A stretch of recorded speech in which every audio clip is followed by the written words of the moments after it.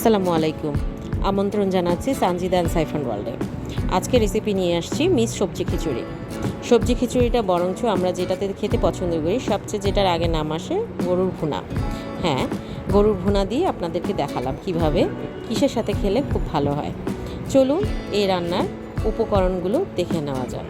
তার আগে বলে রাখি, আমার চ্যানেলটি ভালো লাগলে অবশ্যই লাইক, সাবস্ক্রাইব এবং কমেন্ট করবেন।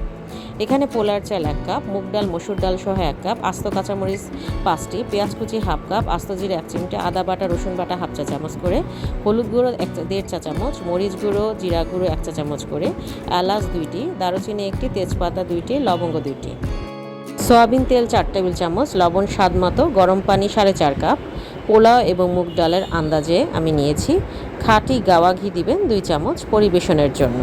চলুন জেনে নেওয়া যাক রান্নার প্রস্তুত প্রণালী। প্রথমে আমি একটি কড়াই বসিয়ে সেখানে সয়াবিন তেল দিয়ে দিয়েছি 4 টেবিল চামচ। এরপর তেল গরম হলে আমি এতে দিব পেঁয়াজ কুচি 1/2 কাপ। পেঁয়াজটা খুব সুন্দর মতো ভাজা ভাজা করে নেব।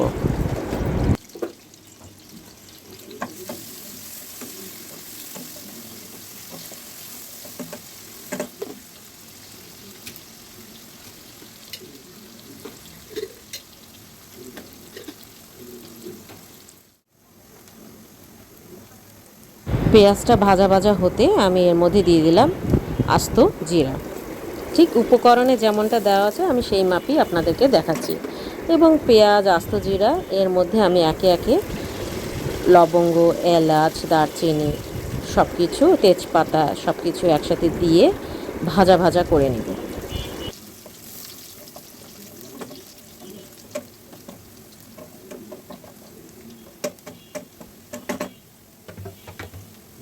যখন পেঁয়াজটা একটু ব্রাউন কালার হয়ে আসবে তখন এতে সামান্য পানি অ্যাড করব মশলাগুলো কষানোর জন্য।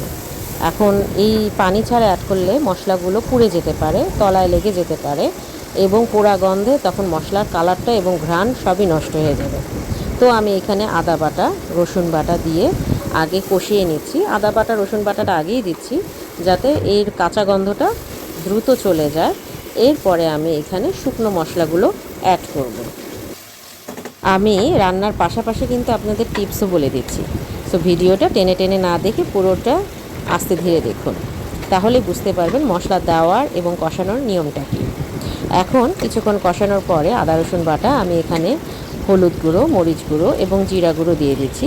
অনেকে ধনিয়ার গুঁড়ো ব্যবহার করেন, আপনারা চাইলে ধনিয়ার গুঁড়ো এখানে 1/2 চামচ দিতে পারেন। আমার বাসায় বা আমি ধনিয়ার গুঁড়োটা খাই না, সে কারণে আমি এখানে ইউজ করিনি। এরপর অল্প অল্প পানি দিয়ে আমি এই মশলাটা খুব ভালো করে মিনিট 5 কষিয়ে নেব। বারে বারে ঢাকনা দিয়ে সুন্দর করে বারে বারে কষিয়ে নিতে হবে। দেখুন খুব সুন্দর কালার চলে এসেছে। এই মুহূর্তে আমি একটা টমেটোরও অর্ধেক মানে 2 টুকরো টমেটো দিয়েছি, খুব সামান্য, যাতে একটা সুন্দর ঘ্রাণ এবং রং নিয়ে আসে। তো এর পর্যায়ে আমি খুব ভালো করে টমেটোটা সিদ্ধ হওয়া পর্যন্ত অল্প একটু পানি দিয়ে দিই। আমি 5 মিনিট মশলা কষানো এবং টমেটোর পরে আরও 5 মিনিট কষে পুরো 10 মিনিট আমি মশলাটা কষিয়ে নিয়েছি।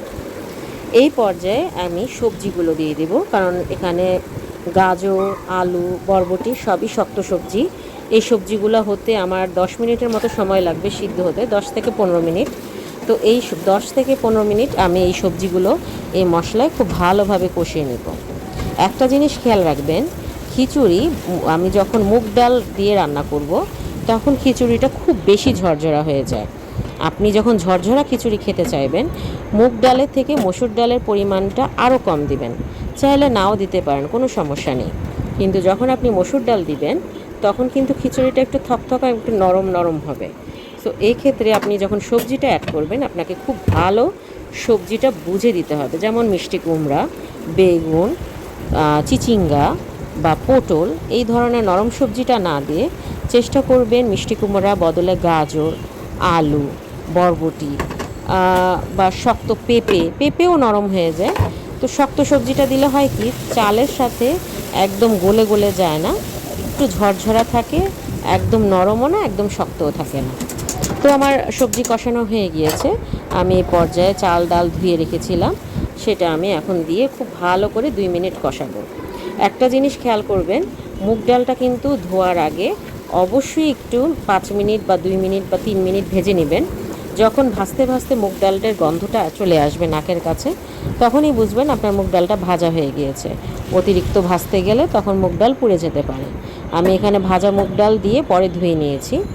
এখন আমি চালটা কষানোর পরে আমি চাল এবং ডালের এবং সবজির আন্দাজে আমি 4.5 কাপ পানি, গরম পানি অ্যাড করেছি।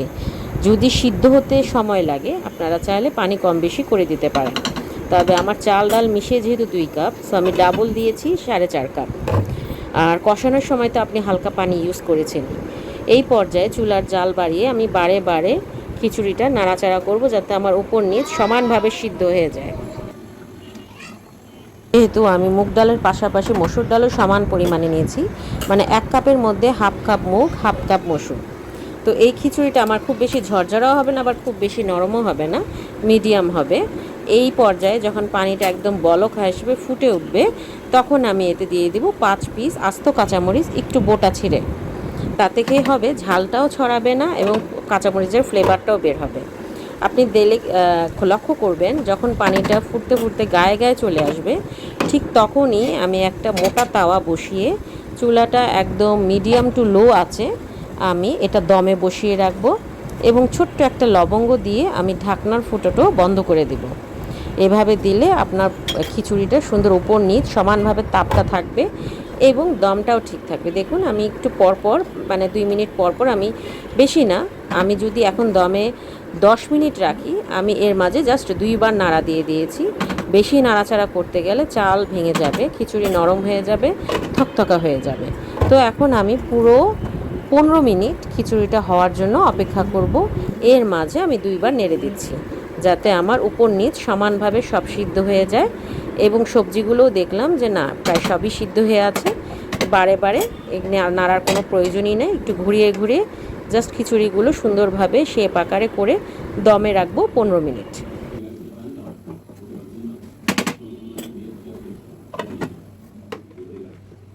15 মিনিট হয়ে গেছে।